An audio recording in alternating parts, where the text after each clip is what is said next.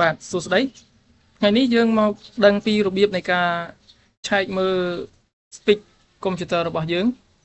បាទជាទូទៅសម្រាប់អ្នកដែលអត់ទាន់ចេះឆែកមើលទំហំ RAM ទំហំ hard disk ទំហំ CPU និងប្រភេទអឺ CPU របស់យើងអាចមកមើលនៅក្នុងវីដេអូនេះបានបាទអញ្ចឹងដើម្បីយើងអាចឆែកបានមានពីររបៀបទី1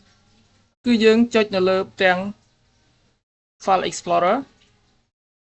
បាទបន្ទាប់មកយើងមកស្វែងរកពាក្យថា Disk PC បាទអញ្ចឹងនៅក្នុង Disk PC យើង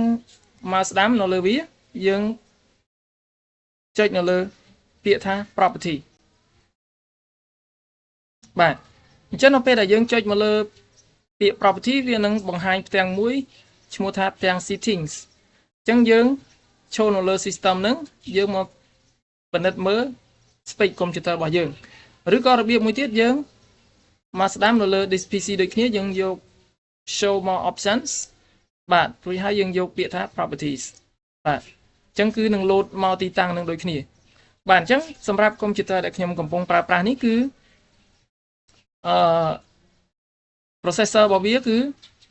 12ចំនួនទី12បាទ Intel បាទប្រភេទ Core i7 បាទហើយចំពោះ RAM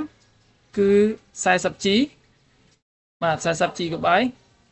ហើយ graphic បាទអានេះគឺជាកម្រិតភាពច្បាស់របស់វា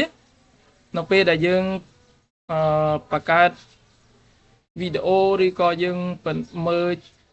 យើងធ្វើការកាត់តអីគឺអានេះគឺ graphic ល្បឿនកម្រិតភាពច្បាស់របស់វាបាទនេះគឺជាទំហំរបស់ RAM បាទអញ្ចឹងយើងមកពិនិត្យមើលខាងក្រោមនេះគឺជាឈ្មោះរបស់កុំព្យូទ័ររបស់ខ្ញុំបាទនេះគឺជា processor RAM បាទ graphic card នេះគឺ